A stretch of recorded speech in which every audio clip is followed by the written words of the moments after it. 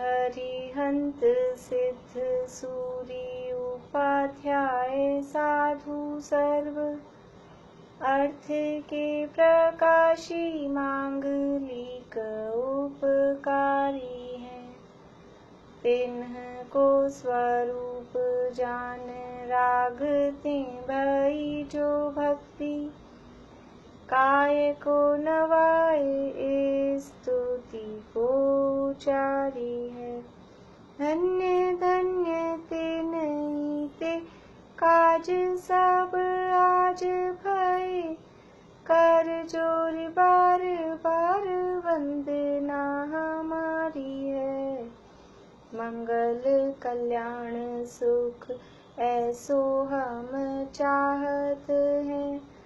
हो मेरी ऐसी दशा जैसी तुम धारी है। हो मेरी ऐसी दशा जैसी तुम धारी है। मंगलमय मंगल करण वीत राग विज्ञान नमो ताहि जाते भये अरहंतादि महान। करि मंगल करि हो महा ग्रंथ करण को काज जाते मिले समाज सब पावे निज पद राज। सो निज भाव सदा सुखद अपनो करो प्रकाश। जो बहुविधि भव दुख निको करी है सत्ता नाश। करी है सत्ता नाश। मोक्षा प्रकाशक नामक ग्रंथ, इसके तीसरे अधिकार की चर्चा हमारी चल रही है। और तीसरे अधिकार में दर्शन मोह से दुख और उससे निवृत्ति। दर्शन मोह से होने वाला जो दुख है और उससे निवृत्ति, ये टॉपिक है, हेडिंग है। और पेज नंबर 51 पे चर्चा चलेगी। पेज नंबर 51 के अंतिम पंक्तियों पे चर्चा चलेगी।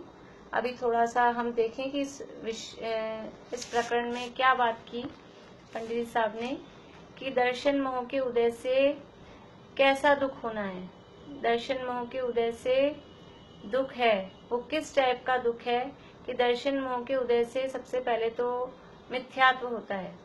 और उस मिथ्यात्व के कारण क्या होता है? मिथ्यात्व के कारण क्या होता है कि जो पदार्थ जैसा है, जो वस्तु जैसी है उसका वैसा जानना, वैसा मानना नहीं होता है। और जैसी वस्तु नहीं है वैसा मानना होता है। तो उस संबंध में क्या विपरीत मान्यता, ये विपरीत मान्यता है। तो हमारी क्या विपरीत मान्यता रही कि एक तो ये शरीर जो मैं नहीं हूँ, इस शरीर को अपना माना, अपना स्वरूप माना और अपनी इच्छा के अनुसार इस शरीर को फिर परिणमन कराना चाहा। तो ये शरीर अपना था नहीं, अपना स्वरूप नहीं था और अपनी इच्छा के अनुसार फिर इसका परिणमन होता भी नहीं था। तो जब इसका अपनी इच्छा के अनुसार परिणमन नहीं होता तब दुखी होता है। कभी कदाचित अपनी इच्छा के अनुसार परिणमन हो जाए तो सुखी हो जाता है। लेकिन वास्तव में वो शरीर मैं नहीं हूँ, मेरा स्वरूप नहीं है, तो ऐसा नहीं मानता और शरीर को अपने स्वरूप मानने के कारण निरंतर दुखी रहता है। पर ये पता नहीं है दुखी क्यों हो रहा हूँ। दुखी हो रहा है, शरीर को अपना माने जा रहा है, लेकिन ये कारण नहीं पता कि मैं दुखी हो क्यों रहा हूँ।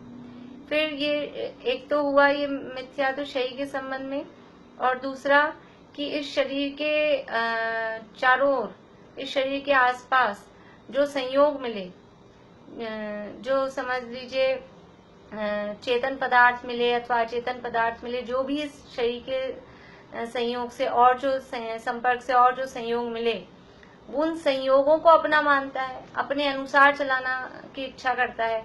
अब वो संयोग भी अपने अपने हिसाब से मिलते हैं और अपने हिसाब से चले जाते हैं। अब ये जो जीव है वो अपनी इच्छा के अनुसार इन संयोगों को परिणमन कराना चाहता है। क्यों कराना चाह रहा है? ये दर्शन मोह के उदय से, दर्शन मोह के उदय से मिथ्यात्व होता है और इस मिथ्यात्व के कारण बुद्धि ऐसी हो जाती है कि जो अपना नहीं है उसे अपना मानता है, जो अपने हिसाब से परिणमन नहीं करता है, वास्तव में परद्रव्य है, उसे अपने हिसाब से परिणमन कराना चाहता है और वो परिणमन नहीं होता तो दुखी होता है। अब कभी कदाचित ये जो अपनी इच्छा के अनुसार ये विधि मिल जाती है तो अपनी इच्छा के अनुसार विधि मिलने पर वो सुख का सा आभास होता है, सुख जैसा लगता है, वास्तव में वो सच्चा सुख नहीं होता, क्योंकि जिस समय वो इच्छा पूरी हुई उसी के तुरंत ही बाद नई नई इच्छाएं पैदा हो जाती हैं, एक के बाद एक नई इच्छाएं पैदा हो जाती हैं, इसलिए निरंतर वो आकुलता में दुखी रहता है। और बाह्य सामग्री में जो भी इष्ट अनिष्टपना मानता है और इच्छाएं होती है, विषयों को भोगने की इच्छा, कषायों की इच्छा, ये सारी इच्छाएं हैं, ये सब मिथ्या दर्शन के कारण होती हैं और इसलिए ये मिथ्या दर्शन इस दुख का मूल कारण, सब दुखों का मूल मिथ्या दर्शन है। अब है कि ये बात बता दी इस दर्शन मोह के उदय से होने वाला दुख का स्वरूप और उस दुख का मूल कारण, ये बात बता दी।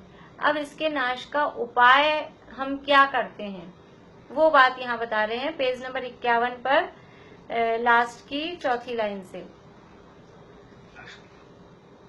तथा उस मिथ्या दर्शन के नाश का उपाय भी नहीं करता, मतलब उपाय नहीं करता है। क्यों नहीं करता उपाय? कि पता लगे ना कुछ गलत कर रहा हूँ तब तो वो उपाय करे। अब वो हमको ये पता लगे कि शरीर अलग है, मैं अलग हूँ, मैं इन दोनों को एक मान रहा हूँ, लेकिन ऐसा समझ में कहाँ आता है कि शरीर ही मैं हूँ और यही सत्य है, ऐसा मान के हम सब बैठे हैं। ऐसा कितने लोग हैं, हम तो समझ लीजिए थोड़ा पढ़ते सुनते स्वाध्याय करते हैं तो शब्दों में हमको ऐसा समझ में आ गया है थोड़ा बहुत कि शरीर अलग है, आत्मा अलग है। बाकी आप दुनिया देखो तो बस ये जो है यही तो मैं हूँ, यही मैं हूँ, ऐसा ही तो सब मान के चलते हैं। तो अब जब हमने जो मान रखा है वो सही मान रखा है तो फिर हम गलत है ही नहीं, हम गलत नहीं है तो हम इस गलती को क्यों सुधारेंगे? हम गलती है ही नहीं तो सुधारने का उपाय क्यों करेंगे? इसलिए मिथ्या दर्शन के नाश का उपाय नहीं करता है। अन्यथा श्रद्धान को सत्य श्रद्धान माने तब उपाय किस लिए करे? जो हमने मान रखा है वही सही है, मैं सही हूँ, तो जो अपनी गलती मानेंगे ही नहीं तो माफी कौन मांगेगा कि मैं सही हूँ? ऐसे ही जो हमने मान रखा है वो सही मान रखा है तो उसको ठीक करने का उपाय किस लिए करेंगे? तो पहला तो बात ये हो गई कि उपाय ही नहीं करता है। अब दूसरी बात, तथा संगी पंचेंद्रिय कदाचित तत्व निश्चय करने का उपाय विचारे। अब कोई संगी पंचेंद्रिय हुआ, देखिए ये इसके नाश का उपाय कौन कर सकता है? जो एक इंद्रिय से असैनी पंचेंद्रिय तक हैं वो तो बिल्कुल उनको उपाय करने की उनको सुध ही नहीं है, उनको विचार ही नहीं है, मन ही नहीं है। तो हम क्या मान रहे हैं, हमारी मान्यता गलत है, हम इस मान्यता को ठीक करना चाहिए, इस प्रकार का तो कोई विचार उनके पास में है ही नहीं। अब कोई सैनी पंचेंद्रिय हुआ, अब सैनी पंचेंद्रिय होने पर भी कदाचित तत्व निश्चय करने का उपाय विचारे। कितने जीव सैनी पंचेंद्रिय हैं? अब उन सैनी पंचेंद्रिय जीवों में से कोई किसी को ऐसा विकल्प आए कि अपन देखें, सोचें, विचार करें कि वास्तव में जब शमशान में जाते हैं और देखते हैं कि ये जिसको हम मान रहे थे कि ये जीव है उसको तो हम जला रहे हैं, तो इसमें से कुछ निकल गया है, वो निकल गया, वो कौन है? ऐसा कुछ अलग अलग दिखे और अलग अलग दिखने पर उस थोड़ा सा विचार करे तो वो थोड़ा सा उपाय विचारे, वहां अभाग्य से कुदेव कुगुरु कुशास्त्र का निमित्त बने तो अतत्व श्रद्धान पुष्ट हो जाता है। अब किसी को थोड़ा बहुत ऐसा विचार आया, मन मिला, तो मन से ऐसा देखकर विचार आया कि लगता तो है इसमें अंदर कुछ और है, क्योंकि शरीर तो यहाँ है ही। कोई व्यक्ति मर गया, अब लोग रो रहे हैं, घर वाले उनके, वो चले गए, वो चले गए, तो कहाँ चले गए, कौन चले गए? जिनको तुम वो कह रहे हो वो तो रखे हैं सामने, सामने डेड बॉडी रखी है, अब रो रहे हैं वो चले गए, वो चले गए। तो वो तो है ना सामने, फिर वो कौन है कि जिनको आप वो समझ रहे हो? इसका मतलब वो कोई और है, कुछ तो गया उसमें से। तो ऐसा थोड़ा बहुत उस समय जब मरण का किसी का प्रसंग आता है और इस समय थोड़ा सा विचार करे तो थोड़ी सी जिज्ञासा उत्पन्न होती है जीव को। अब वो जिज्ञासा उत्पन्न हुई, लेकिन क्या हुआ कि अभाग्य से जिज्ञासा तो उत्पन्न हुई, लेकिन उसका दुर्भाग्य कैसा था? कुदेव कुगुरु कुशास्त्र का निमित्त मिल गया, जिनसे अपनी इस बात का, इस जिज्ञासा का समाधान खोजने के लिए गए। वो कौन थे कि वो खोटे देव शास्त्र गुरु, कुदेव कुगुरु कुशास्त्र का निमित्त बने, तो अतत्व श्रद्धान पुष्ट हो जाता है। वह तो जानता है कि इनसे मेरा भला होगा। 52 पेज पे पहली लाइन, कि इनसे मेरा भला होगा, परंतु वे ऐसा उपाय करते हैं जिससे यह अचेत हो जाए। अब वो तो ये सोच ही गया था कि ये कुछ मुझे रास्ता दिखाएंगे, कुछ बताएंगे, मेरा भला करेंगे, लेकिन ये कुगुरु कुदेव कुशास्त्र, इनको कुगुरु कु क्यों कहा? क्योंकि ये खोटा रास्ता बताते हैं। वास्तविक जो स्वरूप है, वस्तु स्वरूप है, उससे गुमराह करते हैं। वस्तु स्वरूप क्या है? वस्तु स्वरूप है कि प्रत्येक द्रव्य अपने स्वभाव रूप परिणमन करता है, प्रत्येक द्रव्य अपने परिणमन में स्वतंत्र है, एक द्रव्य दूसरे द्रव्य का कर्ता नहीं है।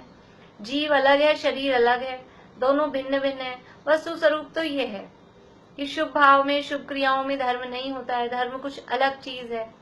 लेकिन वो कुगुरु आदि, कुदेव आदि के पास वो चला गया, तो कुगुरु कुदेव क्या बताएंगे कि यही तो है, काया राखे धर्म है। पहला सुख निरोगी काया, फिर दूसरा सुख हो घर में माया। वो यही सिखाएंगे कि धर्म को रख के पहले पेट पूजा, फिर काम दूजा। पहले शरीर को रखो, उसके बाद दूसरे काम करो। शरीर है तो धर्म है, शरीर नहीं है तो धर्म नहीं होने वाला है। ऐसा सिखाने वाले दुनिया में जगह जगह, सब जगह ऐसा मिल जाएंगे। ज्यादा कोई कहेगा तो शरीर से मोह ममता छोड़ने को भी कहेंगे, फिर भी क्या कहेंगे वो मोह ममता छोड़ने के लिए भी कि इससे विषय भोग मिलेंगे। विषय भोग मिलेंगे मीन्स स्वर्ग की प्राप्ति होगी। थोड़ा सा भी कष्ट यहाँ सहन कर लो, यहाँ थोड़ा सा त्याग व्याग कर दो, तो क्या होगा? बाद में खूब भोग मिलेंगे। तो भोगों में, विषय भोगों में, पंचेंद्रिय के विषयों में सुख, ये जो सिखा रहे हैं कि पांचों इंद्रियों के विषयों में सुख है, ये शरीर और जीव एक है, शरीर से ही हमारा सारा सुख का संबंध है, ऐसी जो मान्यता सिखा रहे हैं, ये 7 तत्वों के संबंध में विपरीत मान्यता है। क्योंकि पंचेंद्रिय के भोगों में सुख मानना यह आश्रव तत्व, बंध तत्व संबंधी भूल है। और वो त्याग तपस्या कष्टप्रद लगते हैं, लेकिन वो कष्टप्रद लगते हुए भी यदि कोई जीव उनको कर रहा है बाहर में, तो अंदर अभिप्राय क्या है? अभिप्राय ये है कि स्वर्ग को ही मोक्ष मान के बैठे हैं और स्वर्ग को प्राप्त करना चाहते हैं। और स्वर्ग को क्यों प्राप्त करना चाहते हैं? कि विषयों की प्राप्ति, वहाँ विषय बहुत सुलभ है, और विषयों की प्राप्ति सुलभ है, वहाँ विषय मिलते हैं और विषयों में सुख होता है। तो ले दे के गाड़ी घूम के कहाँ आई है कि 5 इंद्रिय के विषयों में सुख मानते हैं। ये ऐसी बुद्धि कि और दूसरी क्रियाएं वो सिखाते हैं कि तुम दुखी हो, अपना दुख दूर करना चाहते हो, तो क्या करो कि इस तरह की जो क्रियाएं हैं, समझ लीजिए जिन्हें हम ग्रहित मिथ्यात्व की क्रियाएं कहते हैं, कुछ ना कुछ इस तरह की वो क्रियाएं, इस वार को ये उपवास करो, इस वार को इसको दान दो, इस मंदिर में ये चढ़ाओ, अनेक प्रकार की जो मिथ्या क्रियाएं हैं, वास्तव में उनका धर्म से कोई संबंध नहीं है। धर्म अपनी आत्मा का स्वभाव है और अपने ही आश्रय से प्राप्त होगा, और प्रत्येक जीव स्वभाव से भगवान है, और अपने इस स्वभाव को पहचान कर हर जीव भगवान बन सकता है, ऐसा कोई नहीं सिखाता। वो कुगुरु कुदेव के पास गए तो वो क्या सिखाएंगे कि तुम दुखी हो, मेरी शरण में आ जाओ, मैं भगवान हूँ, तुम मेरे भक्त बन जाओ। वो भक्त बने रहना ही सिखाते हैं। तो इस प्रकार वो कुगुरु आदि के चक्कर में वो गया, और क्या सोच के गया कि इनसे मेरा भला होगा, परंतु वे ऐसा उपाय करते हैं जिससे यह अचेत हो जाए। वस्तु स्वरूप का विचार करने को उद्यमी हुआ था, उस समय जिस समय थोड़ा सा विचार आया ना, जैसे किसी की मृत्यु का प्रसंग देख के अथवा और कोई वैराग्य का प्रसंग देख के थोड़ा सा थोड़े बहुत भी जो बुद्धिशाली होते हैं वो थोड़ा विचार करते हैं, तो उस समय उसका वस्तु स्वरूप का विचार करने को वो उद्यमी हुआ था, लेकिन खोटा उपदेश देने वाले मिल गए। धर्म करना है तो ठीक है, धर्म करने के लिए ये व्रत करो, ये उपवास करो, ये छोड़ दो, ये छोड़ दो, बस इस तरह का उपदेश देने वाले मिल गए। सच्चा धर्म क्या है? सम्यक दर्शन धर्म है, आत्मा को जानना धर्म है, मैं जीव हूँ, तुम जीव हो, शरीर अजीव है, इस तरह का उपदेश देने वाले इस तरह का उपदेश नहीं दिया, और क्या दिया कि विपरीत उपदेश दिया। तो वो वस्तु स्वरूप का विचार करने को उद्यमी हुआ था, सो विपरीत विचार में दृढ़ हो जाता है, और तब विषय कषाय की वासना बढ़ने से अधिक दुखी होता है, क्योंकि उसको उपदेश ही ऐसा दे दिया, स्वर्ग का लोभ, स्वर्ग का लालच, ये छोड़ दो, ये व्रत कर लो, ये उपवास कर लो, उससे स्वर्ग मिलेगा। यहाँ स्वर्ग क्या, यहीं की सुख शांति की बात लालच देते हैं। तुम्हारी शादी नहीं हो रही है, अनेक अनेक प्रकार के व्रत चलते हैं, संतोषी माता का व्रत करो तो अच्छा पति मिलेगा, और सोमवार को करो, मंगलवार को करो, शुक्रवार को करो, ये सब क्या है? ये इस भाव संबंधी सुख की लालसाएं दिखाते हैं। तो वो मतलब अंदर से बढ़ा क्या रहे हैं, विषय कषाय कम नहीं कर रहे, विषय कषाय और बढ़ा रहे हैं, और उनको प्रज्वलित कर रहे हैं। ये तो वैसे ही तृष्णा की खाई थी, और तृष्णा की खाई थी उसको और ज्यादा ये ईंधन दिखाते हैं। तो कुबुरु आदि का जो निमित्त मिला, तो उनसे क्या हुआ कि मतलब कितना मुश्किल है। हम सच्चा मार्ग प्राप्त करना चाहते हैं, लेकिन अब वो सच्चे हमको रास्ता दिखाने वाले कौन हैं, ये निर्णय करना कितना इम्पोर्टेंट है कि हम जिनकी शरण में गए और उसने जरा सा भी हमको गलत बता दिया तो फिर क्या होगा। हम कहीं जा रहे हो सफर में भी, तो किस व्यक्ति से हम चौराहे पे खड़े हो, अब हमको 4 रास्ते हैं, कहाँ मुड़ना है, तो हम किससे पूछना पसंद करते हैं? किससे पूछना पसंद करते हैं? ऐसे कोई जा रहा है, झूलता हुआ चल रहा है, हाथ में एक बोतल है, उससे पूछ लेंगे अपन कि रहने दो, इससे पूछेंगे पता नहीं क्या का क्या बताएगा। कोई अच्छा अपने को ऐसा व्यक्ति दिखे जिसपे हमको थोड़ा श्रद्धान हो कि नहीं, इसको कोई राग द्वेष नहीं है और इसको थोड़ा जानने वाला समझदार सा लगता है, उससे हम रास्ता पूछते हैं। तो सामान्य हमको कहीं एक शहर से दूसरे शहर जाना हो तो हम थोड़ा सा विवेक रखते हैं, पुलिसमैन मिल जाए तो उससे पूछते हैं कि ये रागी द्वेषी नहीं है, इनको थोड़ी सी नॉलेज होगी। किसी से बात करने पे भी पता लग जाए ना कि इनको पता नहीं है, वो 4 बार पूछे, आप बोलो हमको वहां जाना है, कहाँ कहाँ, तो ये अपने को समझ में आता है इनको पता नहीं है, रहने दो, ये कहीं का कहीं बताएंगे। तो जिनको ज्ञान भी हो और जिनको राग द्वेष भी नहीं हो, ऐसे व्यक्ति को हम अपना गुरु, उनसे अपन मार्गदर्शन चाहते हैं। और यहाँ मोक्ष मार्ग का प्रकरण है, और जो मिल जाए जिसी को गुरु, परीक्षा तो करें कि वास्तव में गुरु कौन होते हैं, देव कौन होते हैं। जो रागी द्वेषी हैं, जिनके खुद का विषय कषायों का ठिकाना नहीं है, और वो हमको विषय कषायों से छूटने का क्या उपाय बताएंगे, जिनका खुद के ज्ञान का कोई पता नहीं है कि किस तरह का ज्ञान है, और वो अज्ञान में हमको क्या सच बताएंगे। देखो, झूठ बोलना क्यों होता है? झूठ बोलना 2 कारणों से होता है, बालबोध में चर्चा की है कि ये अच्छे और सच्चे क्यों हैं, वीतरागी सर्वज्ञ भगवान ही सच्चे और अच्छे क्यों हैं। क्यों? क्योंकि उनकी वाणी सच्ची क्यों है? क्योंकि केवल ज्ञानी है, सर्वज्ञ है।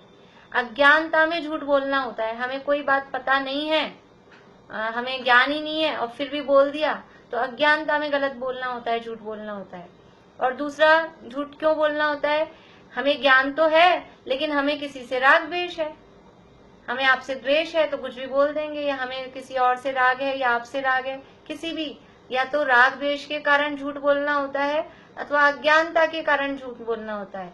और हमारे जो देव हैं, हमारे जो गुरु हैं, वो वीतरागी हैं, राग द्वेष से रहित हैं और सर्वज्ञ हैं, पूर्ण ज्ञानी हैं। तो उनमें अज्ञानता भी नहीं है और राग द्वेष भी नहीं है, इसलिए उनकी बात सच्ची भी है और अच्छी भी है। राग द्वेष से रहित है इसलिए अच्छी है, और पूर्ण ज्ञान से संयुक्त सब कुछ जान के फिर वो बता रहे हैं तो सच्ची है। तो इसलिए ये मोक्ष मार्ग के प्रकरण में तो किसकी शरण में जाना, किनको गुरु बनाना, कौन देव है, इसका बहुत बहुत विवेक पूर्वक इसका निर्णय करना पड़ता है। ये देव शास्त्र गुरु धर्म के आधार हैं, इनमें असावधानी रखने से कैसे चलेगा। ये वाक्य पंडित जी साहब ने लिखा है आगे के अधिकार में। तो यहाँ कह रहे हैं कि वो कुगुरु कुदेव कुशास्त्र मिल गए और ये वस्तु स्वरूप का विचार करने को उद्यमी तो हुआ था, लेकिन विपरीत विचार में दृढ़ हो गया। तो ये जो पहला उपाय किया, पहला तो उपाय नहीं किया था, अब दूसरा ये थोड़ा कुछ उपाय किया, लेकिन उपाय बताने वाले गलत मिल गए, उन्होंने रास्ता भटका दिया। तो अब ये भी विषय कषाय की वासना बढ़ गई और दुखी हुआ, उपाय सच्चा नहीं हो पाया। अब तीसरा बताते हैं। तथा कदाचित सुदेव सुगुरु सुशास्त्र का भी निमित्त बन जाए तो वहां उनके निश्चय उपदेश का तो श्रद्धान नहीं करता, व्यवहार श्रद्धान से अतत्व श्रद्धानी ही रहता है। कदाचित सच्चे देवगुरु शास्त्र भी मिल गए। अब यहाँ तक हम आ गए, कुगुरु कुदेव से बच चुके हैं। सच्चे देवशास्त्र गुरु का निमित्त भी मिल जाए, सच्चे देवशास्त्र गुरु मिल गए तो वहां उनके निश्चय उपदेश का श्रद्धान नहीं करता। वो वास्तव में क्या उपदेश दे रहे हैं, भगवान क्या उपदेश दे रहे हैं, भगवान क्या कह रहे हैं। शांति जी भाई साहब बताते हैं कई बार अपने प्रवचनों में कि भगवान को देखो फिर इधर देखो।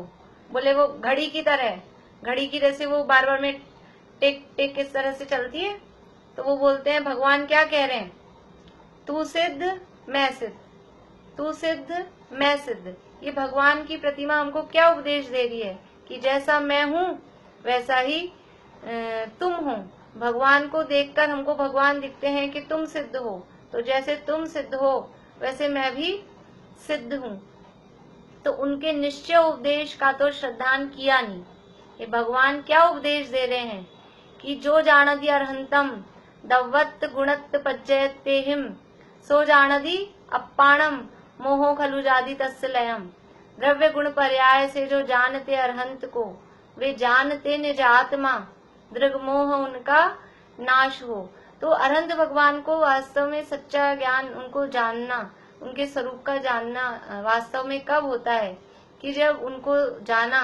तो उनको जानने का अर्थ ये है कि अपने दर्शन मोह का नाश हो जाए। तो उनका सच्चा उपदेश तो ये है कि प्रत्येक आत्मा परमात्मा है, प्रत्येक जीव भगवान है, मैं जीव हूँ, शरीर अजीव है। ये उनका सच्चा उपदेश है। उस उपदेश का तो श्रद्धान नहीं करता, व्यवहार श्रद्धान से अतत्व श्रद्धानी ही रहता है। व्यवहार श्रद्धान मतलब हमको तो ये, हम महावीर भगवान को ही मानते हैं, हम जैनी हैं तो हमें ये जिन मंदिर ही आना है और रोज आएंगे, हाथ जोड़ेंगे, भगवान की फेरी लगाएंगे, ढोक देंगे और बस ये उनका श्रद्धान। ये भगवान का सच्चा श्रद्धान नहीं है। भगवान का सच्चा श्रद्धान खाली उनको आंख से देख लेना, उनके 3 चक्कर काट आना, इस साली का माल उस साली में चढ़ा देना, ये भगवान का सच्चा श्रद्धान नहीं है। उनका उपदेश क्या है, उनका उपदेश जो है और फिर उस उपदेश को मानना, वो उनके उपदेश का श्रद्धान। लेकिन उनके उपदेश का श्रद्धान तो नहीं करता व्यवहार श्रद्धान। बाहर से हम देवशास्त्र गुरु को मानते हैं, हम अपने जिन मंदिर ही जाते हैं, उनके हिसाब से सारा काम करते हैं, समझ लो, और भी क्रिया भी पालते हैं, वो सब करते हैं। लेकिन वो सब करते हुए भी क्या होता है, अतत्व श्रद्धानी ही रहता है। वहां मंद कषाय हो तथा विषय की इच्छा घटे तो थोड़ा दुखी होता है, परंतु फिर जैसे का तैसा हो जाता है। इसलिए यह संसारी जो उपाय करता है वे भी झूठे ही होते हैं। अब ये व्यवहार श्रद्धान किया। व्यवहार श्रद्धान का मतलब दर्शन पूजन भक्ति करना, थोड़ा व्रत उपवास भी करना, समझ लो अभक्ष भक्षण आदि का भी त्याग करना, ये सब किया तो वहां मंद कषाय हो, वहां थोड़ी मंद कषाय है और विषय की इच्छा घटी। मंद कषाय हुई, कषाय मंद हुई, 5 इंद्रिय के विषयों की इच्छा भी कम हुई तो थोड़ा दुखी होता है। देखो ये नहीं कहा कि उससे सुखी होता है, थोड़ा दुखी हो रहा है, दुखी तो फिर भी हो ही रहा है, दुख में कमी आई है। लेकिन दुख खत्म हो गया है, सुख हो गया है, ऐसा नहीं है। वो जो मंद कषाय है, क्योंकि कषायों की तीव्रता से दुख है, अधिक दुख है। कषायों की तीव्रता और पंचेंद्रिय विषयों की जो अधिक लालसा है, वो जितना ज्यादा विषयों की लालसा है उतना ज्यादा दुख है। जितनी ज्यादा कषायों की अधिकता है, विषयों की लालसा है, उतना दुख ज्यादा है। जितनी कषायों की मंदता होती है, जितनी विषयों की इच्छा कम होती है, उतना हमें उस आकुलता में कमी समझ में आती है। ये हम प्रैक्टिकल देख सकते हैं। जिनको जितनी इच्छाएं कम है वो शांत है, सुखी हैं। अभी घर में बैठे हैं, ज्यादा जाना आना, जिसको इच्छा ही नहीं ज्यादा जाने आने की, उसको लगता ही नहीं कि लॉकडाउन है। और जिसको बाहर जाने आने की, हर दूसरे दिन जिसको जाना है, बाहर जाना है, इधर जाना है, उधर जाना है, उसको लग रहा है कैद में बैठे हैं, बाहर नहीं जा पा रहे। तो वो जिसको इच्छाएं कम है वो अपने आप ही उसका दुख कम है। तो यहाँ ये जो व्यवहार श्रद्धान किया, तो उस व्यवहार श्रद्धान से मंद कषाय हुई और पंचेंद्रिय विषयों की इच्छा भी कम हुई, घटी, तो थोड़ा दुखी होता है, दुख थोड़ा कम होता है। सुखी हो गया ये तो नहीं कह रहे, थोड़ा दुखी होता है, परंतु फिर जैसे का तैसा हो जाता है। फिर क्या होता है, थोड़े दिन बाद ही फिर वैसा का वैसा। अभी थोड़े टाइम के लिए थोड़ी कषाय कम हुई है, इच्छाएं कम हुई हैं, थोड़े टाइम बाद फिर वैसा। जैसे ही ये मतलब थोड़ा भी छूटा, जैसे समझ लो ये संगत का असर होता है, चाहे लौकिक में हो चाहे यहाँ हो। ये इसलिए जो कुछ लोग जैसे इस टाइप का बिजनेस करते हैं, वो कहते हैं टच में रहो, टच में रहेंगे तो बराबर वो चलता रहता है। ऐसे ही हमारा होता है, चाहे ये सीरियल्स चलते हो वो भी ऐसे ही चलते हैं, उसके टच में रहते हैं। हम रोज देखते हैं, अगर रोज देखते हैं तो हमको रोज देखने की इच्छा होती है, और महीने 15 दिन बंद कर दिया देखना तो फिर वो देखने की इच्छा भी खत्म हो जाती है। ऐसे ही अपने समझ लीजिए कि क्लासेस हैं, प्रवचन है, ये जो धार्मिक माहौल है, हम रोज कंटिन्यू क्लास सुन रहे हैं, पढ़ रहे हैं, तो हमको कंटिन्यू करने की इच्छा होती है। और एक बार 8-10 दिन का ब्रेक लग गया, फिर क्या होता है, तो छूट गई, अब पता ही नहीं, अब समझ में नहीं आएगा, तुरंत उससे मतलब विमुख हो जाते हैं। तो ऐसे ही ये वो जो मंद कषाय हुई है ना, और विषयों की इच्छा घटी है, ये सब टेम्परेरी होती है, क्योंकि कषायें अपने क्रम में मंद तीव्र होती रहती हैं। तो अभी ये कषायें मंद हुई हैं, और मंद कषाय होने से विषयों की इच्छा घटी है, परंतु फिर क्या होता है, फिर वो जैसे का तैसा हो जाता है। थोड़ा सा माहौल बदला और वैसा का वैसा, वही कषाय और वही पंचेंद्रिय विषयों की इच्छा। तो इसलिए वो जो बढ़ जाती है वापस से, फिर क्या होता है, वो दुख जो का त्यों है। तो ये इसलिए जो उपाय किया वास्तव में वो झूठे ही होते हैं, ये सच्चे उपाय नहीं हुए। अब और क्या बता रहे हैं, तथा इस संसारी के एक यह उपाय है कि स्वयं को जैसा श्रद्धान है उसी प्रकार पदार्थों को परिणमित करना चाहता है। अब एक और उपाय क्या करता है कि हम जैसा मानते हैं, मैं जैसा मानती हूँ, वैसा मेरे हिसाब से सामने वाले सारे पदार्थ चलने चाहिए। कि अपने को जैसा श्रद्धान है उसी प्रकार पदार्थों को परिणमित कराना चाहता है। हमको जैसे हम ये मान रहे हैं कि ये सब मेरे हिसाब से चलते हैं, ये मेरे बच्चे, ये मेरे पति, ये मेरे माता पिता, ये सब मेरे हिसाब से चलते हैं, ऐसा अपने को श्रद्धान है, ऐसा मान के बैठी हूँ। तो क्या उपाय करते हैं कि सबको अपने हिसाब से चलाना चाहते हैं, ये सब मेरे हिसाब से चले, क्योंकि हम ये मान के बैठे हैं कि ये मेरे हैं और ये मेरे हैं, इनको मेरे हिसाब से चलना चाहिए। ये शरीर मेरा है, ये शरीर मैं हूँ, तो इसको मेरे हिसाब से चलना चाहिए। ये समझ लीजिए ये घर मेरा है, इस घर के जितने भी पदार्थ हैं, ये टीवी मेरा है, ये फ्रिज मेरा है, जो जो भी चीजें हैं, तो ये मेरी हैं, इनको सबको मेरे हिसाब से चलना चाहिए। ऐसा ये श्रद्धान है, तो अपने हिसाब से उन पदार्थों को परिणमित कराना चाहता है। यदि वे परिणमित हों तो इसका सच्चा श्रद्धान हो जाए। अब यदि हमारी ये मान्यता है ये शरीर मैं हूँ, ये शरीर मेरा है और मेरे हिसाब से चलना चाहिए और ये मेरे हिसाब से ही चलता रहे, तो फिर ठीक है ना, हमारा श्रद्धान, हमारी मिथ्यात्व नहीं होगा, फिर सम्यक्त्व है। जो पदार्थ जैसा है और उसको वैसा हमने मान लिया, इसी का नाम सम्यक्त्व है। और हम पदार्थों को अपने हिसाब से परिणमित कराना चाह रहे हैं और पदार्थ हमारे हिसाब से परिणमित हो रहे हैं, तो फिर ये मिथ्यात्व का हुआ, फिर तो सम्यक्त हो गया, फिर हम सुखी हो गए। लेकिन ये कह रहे हैं कि वो यदि परिणमित हो तो इसका सच्चा श्रद्धान हो जाए, परंतु, ये टोडरमल जी साहब का परंतु, पहले तो थपकी लगाते हैं, हाँ भाई ठीक है, अब सारा पासा पलट रहे हैं। परंतु अनादि निधन वस्तुएं, ये बहुत समझ लीजिए स्वर्ण अक्षरों में लिखने वाला वाक्य है। मोक्षण प्रकाशक के कुछ विशिष्ट वाक्यों में से एक वाक्य है। जैसे एक अभी हमने पढ़ा था, अमूर्तिक प्रदेशों का पुंज, प्रसिद्ध ज्ञानादि गुणों का धारी, अनादि निधन वस्तु आप है, वैसे ही ये एक और है। याद करना है ये सबको, मैं सुनूंगी एक एक से, सबसे, जो अभी सुनाएंगे उनसे अभी, जो कल सुनाएंगे उनसे कल, जब भी सुनाएंगे याद कर लेना है। अनादि निधन वस्तुएं भिन्न भिन्न अपनी मर्यादा सहित परिणमित होती हैं, कोई किसी के अधीन नहीं है, कोई किसी के परिणमित कराने से परिणमित नहीं होती।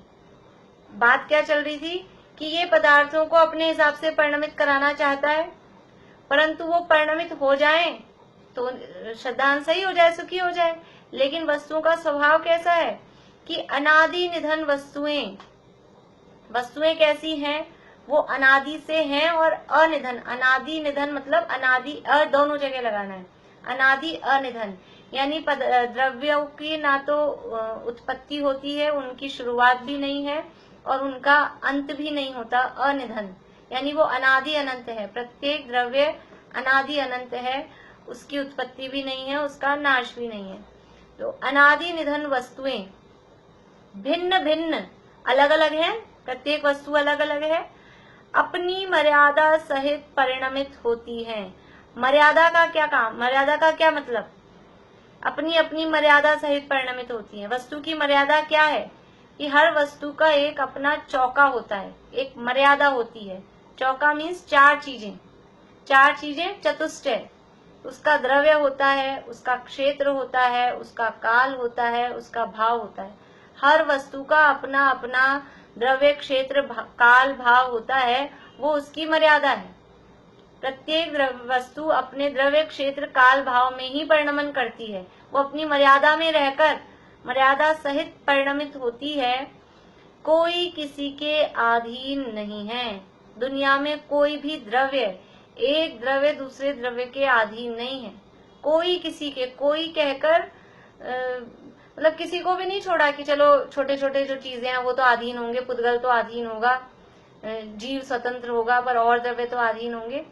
कोई किसी के अधीन नहीं है। एक छोटे से छोटा धूल का कण है ना, उस धूल के कण का भी परिणमन स्वतंत्र है। हम झाड़ू लगाएं और हम कितनी कोशिश करें, अच्छे से हम पूरी धूल निकाल रहे हैं, मिट्टी निकाल रहे हैं, लेकिन जिस धूल के कण को वहां रहना होगा, बचना होगा, वो बचा ही रहेगा। कितनी हम कोशिश करें, कितनी अच्छे से हम साफ सफाई करने की कोशिश करें, उसका परिणमन उसके अधीन है। हर पदार्थ का परिणमन स्वतंत्र है। अनादि निधन वस्तुएं भिन्न भिन्न अपनी मर्यादा सहित परिणमित होती हैं, कोई किसी के अधीन नहीं है और कोई किसी के परिणमित कराने से परिणमित नहीं होती। कोई हम परिणमित, अब हम चाहते क्या रहे थे, मानता क्या था कि अपने हिसाब से परिणमन हो, लेकिन हर वस्तु स्वतंत्र है, कोई किसी के अधीन नहीं है, तो वो एक दूसरे के अनुसार परिणमित कराने से परिणमित कैसे होंगी। कोई किसी के परिणमित कराने से परिणमित नहीं होती। उन्हें परिणमित कराना चाहे वह कोई उपाय नहीं है, वह तो मिथ्या दर्शन ही है। ये सबसे बड़ा मिथ्यात्व है। सब द्रव्यों का परिणमन अपने अपने हिसाब से होता है। प्रत्येक द्रव्य में सामान्य गुण होते हैं, अनंत सामान्य गुण होते हैं, और उन अनंत सामान्य गुणों में से 6 गुण वो मुख्य बताए गए। 6 सामान्य गुण याद है पारुल? एक दिन छेड़ालाई क्लास में चर्चा चली थी, नहीं थे आप? हाँ, भाभी नहीं थी तो सुना होगा, पर ढंग से याद नहीं है, कोई बात नहीं। और कौन है, मोनिका भाभी हैं क्या? नहीं है। वर्षा भाभी, वर्षा भाभी बोलेंगे? हाँ, प्रमेयत्व, ये 6 सामान्य गुण हैं। अस्तित्व, वस्तुत्व, द्रव्यत्व, प्रमेयत्व, अगुरु लघुत्व और प्रदेशत्व। ये 6 सामान्य गुण। प्रत्येक द्रव्य में अनंत गुण है, अनंत ही विशेष गुण है, अनंत ही सामान्य गुण है। पर ये 6 सामान्य गुण मतलब कि सब द्रव्यों में पाए जाते हैं। एक अस्तित्व नाम का गुण है। अस्तित्व गुण के कारण द्रव्य कभी उत्पन्न नहीं होता और द्रव्य का कभी नाश नहीं होता, क्योंकि जिसकी नई उत्पत्ति हो उसका नाश भी होता ही है। तो जिसका नाश नहीं हो रहा, इसका मतलब वो कभी उत्पन्न भी नहीं हुआ था, इसलिए वो अनादि निधन वस्तुएं। अनादि निधन वस्तुएं यानी ये अस्तित्व गुण को बता रहा है कि जितनी भी वस्तुएं हैं उनको ना तो किसी ने उत्पन्न किया है, ना उनको कोई नाश करने वाला है। सभी वस्तुएं अनादिकाल से हैं और अनंत काल तक अपने अस्तित्व गुण के कारण प्रत्येक वस्तु रहने वाली है।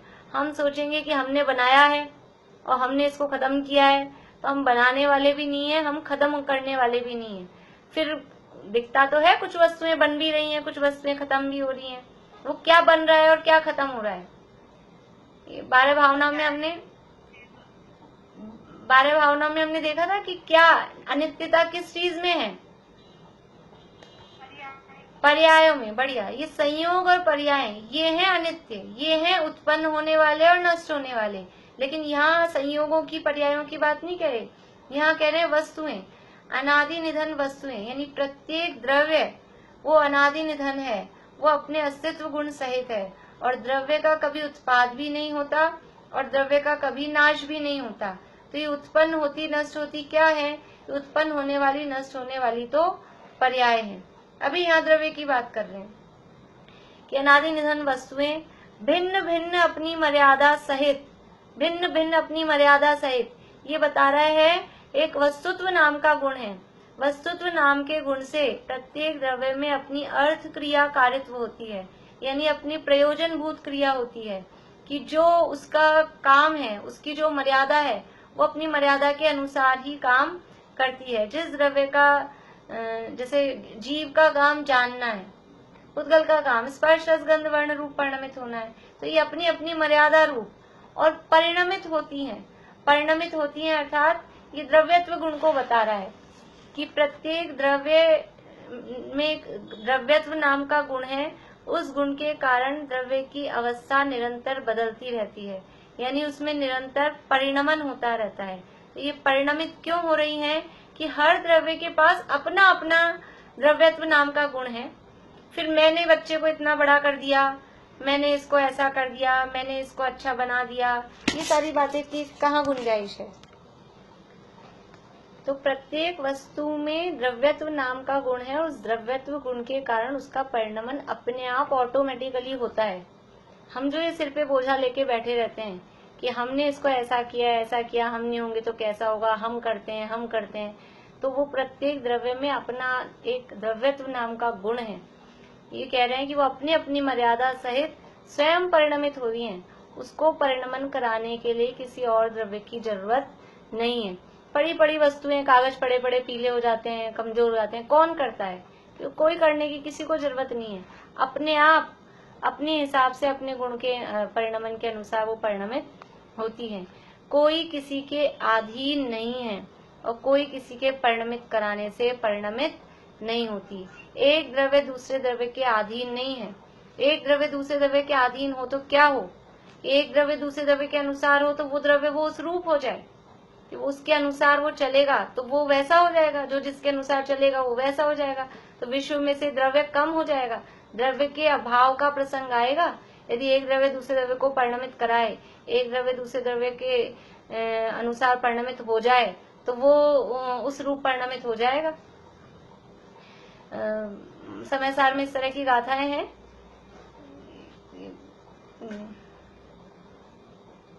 ध्यान एकदम से निकल गई कि यदि तू कर्म को कराए तो फिर तुझे कर्म होना पड़ेगा, पुद्गल होना पड़ेगा। इस तरह की वो गाथाएं जीवा जीवाधिकार में आती हैं, एकदम से विस्लिप हो गई। तो इस तरह से उन्हें कोई परिणमित कराना चाहे तो वह कोई उपाय नहीं है। हम जो द्रव्यों को अपने हिसाब से परिणमित कराना चाह रहे हैं, वास्तव में ये कोई उपाय नहीं है। वह तो मिथ्या दर्शन ही है।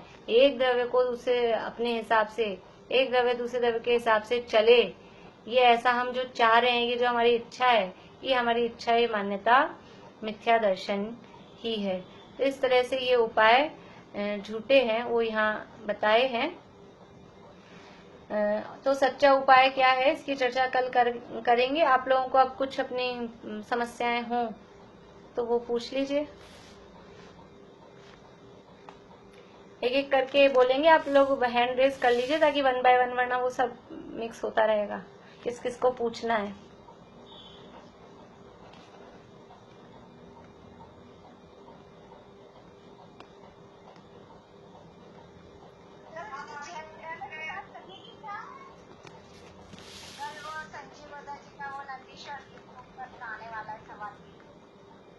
कितने बजे आएगा? वो 3:15 से 4 है, अपना छडाला का टाइम है। 3:15 तक का आप छडाला ले ही सकते हैं ना, और आगे भी लेंगे, क्या करेंगे मेरे को पता नहीं सब लोगों का क्या है। अब वो सब लोगों का पता नहीं ना। आप क्लास की रिकॉर्डिंग सुन लीजिएगा, जिन लोगों को भी वो अभी जो चल रहे हैं शिविर के कार्यक्रम, जिन लोगों को भी वो सुनने का मन हो और अपनी क्लास का टाइम अगर टकराता हो तो क्लास की तो रिकॉर्डिंग्स आती हैं। क्लास आप बाद में सुन लीजिए, अभी वो लाभ ले लीजिए, कोई दिक्कत नहीं है। क्लास बंद करने में तो ये होता है ना कि कुछ लोग क्लास में ही आते हैं, वो वहां नहीं सुनते हैं, तो फिर क्लास बंद हो जाए, इसलिए।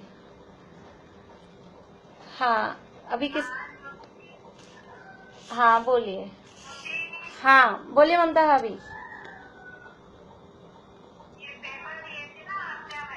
हाँ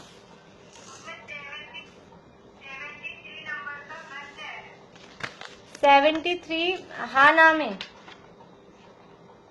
ऐसे बताइए, हाँ नाम है या उसमें है?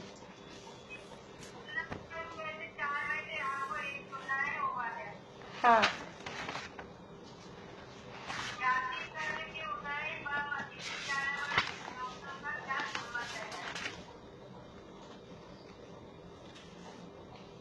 जाति कर्म के उदय व मति ज्ञानावरण के क्षयोक्षम का क्या संबंध है? तो ये तो जाति कर्म के उदय से क्या, एक मिनट, बाकी लोग म्यूट होइए।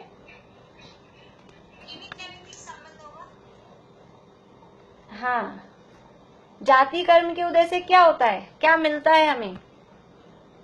जाति कर्म के उदय से क्या मिलता है ममता अभी? जाति कर्म के उदय का, हाँ जातियां मिलती है मीन्स, हाँ, तो एक इंद्रिय दो इंद्रिय होते हैं। एक इंद्रिय दो इंद्रिय होने का मतलब है उस जाति का क्षयोक्षम होएगा। जाति नाम कर्म का उदय हुआ कि हम पंचेंद्रिय, ये जाति नाम कर्म का उदय।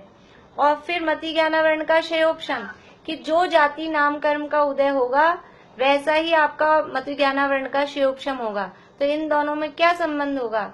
ये निमित्त नैमित्तिक संबंध है कि इधर जाति नाम कर्म का जैसा उदय है, पंचेंद्रिय है, तो पंचेंद्रिय जितना, 5 इंद्रियों से जानने देखने जितना क्षयोक्षम, वो प्रकट होगा ही अगर पंचेंद्रिय जाती है। बाहर में उपकरण खराब हो, कुछ भी हो, वो बात अलग है। सारी इंद्रियां खराब हो, मान लीजिए मनुष्य है, सारी इंद्रियां खराब है, फिर भी एक इंद्रिय दो इंद्रिय से ज्यादा क्षयोक्षम उसको है प्रकट में, बाहर में भले ही खराबी हो।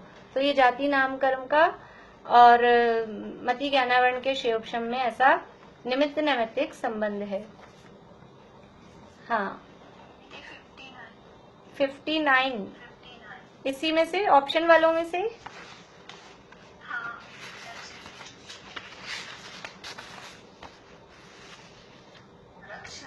रक्षा उत्पन्न करने और क्षय करने वाले हैं। हाँ, इसका जवाब कौन देंगे?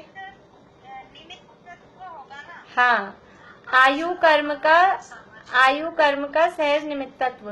वो हम वहाँ लाइन देखेंगे ना, जहाँ आयु कर्म वाला जो अपना प्रकरण है, तो वहाँ ये लाइन मिलेगी कि ऐसा ही आयु कर्म का ऐसा ही सहज निमित्तपना है। आयु कर्म का सहज निमित्तत्व कह रहे हैं कि रक्षा करने, उत्पन्न करने और क्षय करने वाले में ये आयु कर्म है, श्वासोश्वास है, ये ऑप्शन में दिए हैं। तो यहाँ कह रहे हैं उसमें आयु कर्म का सहज निमित्तपना, निमित्तत्व यानी निमित्तपना है। रक्षा उत्पन्न करने और क्षय करने वाला कौन है कि आयु कर्म का जो सहज निमित्तपना है वही हमारी इस भव की, इस मनुष्य पर्याय की रक्षा करता है, उत्पन्न करता है और क्षय करता है। निमित्तत्व का मतलब है उसका निमित्तपना।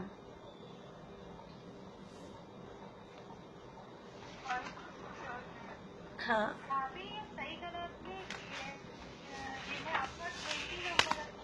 आत्मा कर्म से कभी भी कैसे भी प्रभावित नहीं होती, तो ये आत्मा और कर्म के गुणों के बारे में बोला गया है ना। फिर से बोलो प्रश्न, मतलब पूछ क्या रहे हो, इस प्रश्न में क्या पूछ रहे हो आप? सही गलत आया नाम है। हाँ, आत्मा कर्मों से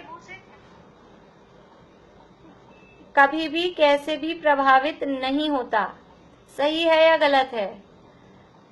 बताइए कौन जवाब देगा इसका?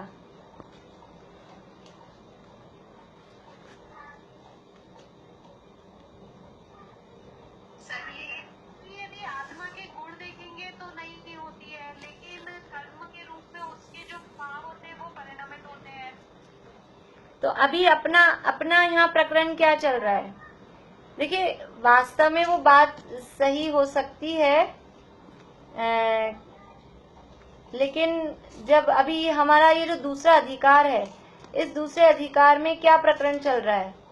दूसरे अधिकार में प्रकरण ये चल रहा है कि कर्म के उदय से ये जीव की अवस्था बता रहे हैं, कर्म के उदय से। तो यहाँ आत्मा कर्मों से कभी भी कैसे भी प्रभावित नहीं होता, ये वाक्य गलत होगा, क्योंकि कर्म के उदय के निमित्त से तो वो ज्ञान दर्शन गुणों का घात हो रहा है, शक्ति कम हो रही है, शक्ति की व्यक्ति नहीं हो रही है। तो कभी भी कैसे भी लिखा है ना, तो कभी भी कैसे भी यानी किसी अपेक्षा से, पर्याय अपेक्षा से, व्यवहार न से तो प्रभावित हो रहा है, दिखता है। आयु कर्म के उदय में ऐसा हो रहा है, नाम कर्म के उदय में ऐसा हो रहा है, या नवन दशनवन के उदय क्षयोक्षम में ऐसा हो रहा है।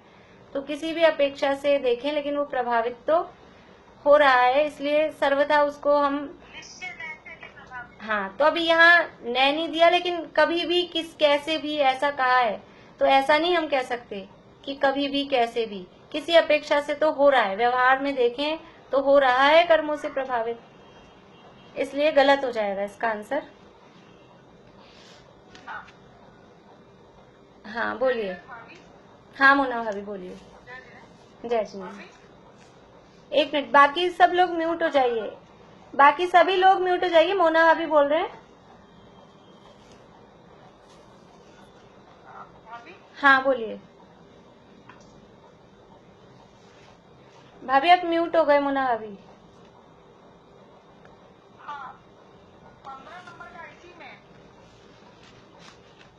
हाँ हाँ नाम है, हाँ नाम है 15।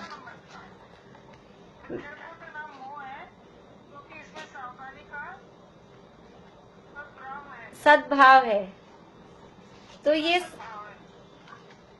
तो मिथ्यात्व का नाम मोह है, ये बात तो ठीक है, लेकिन कारण क्या कह रहे हैं?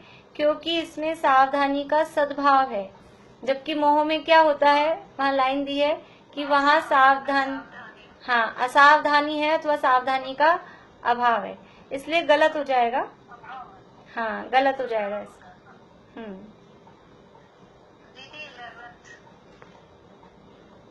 कर्मों का जीव के, इस क्वेश्चन में थोड़ा करेक्शन कर लीजिए, फिर आ जाएगा आपको। ये 11 नंबर का है, हाँ नाम है, इसको थोड़ा सा ठीक कर लीजिए। कर्मों का जीव के साथ संयोग रूप संबंध है, संयोग संबंध रूप लिखा है ना, उसको थोड़ा सा रूप को बीच में कर लीजिए। कर्मों का जीव के साथ संयोग रूप संबंध है। अब बताइए अब क्या आंसर होगा? हाँ सही, अब आ गया समझ में? वो रूप बाद में था, उससे थोड़ा कंफ्यूजन, वो छपने में थोड़ा ऐसा हो गया है, टाइपिंग में। आगे पूछिए, और किसको बोलना है? ऐसे करें, बाकी के कल करें, 9:45 हो गए अभी।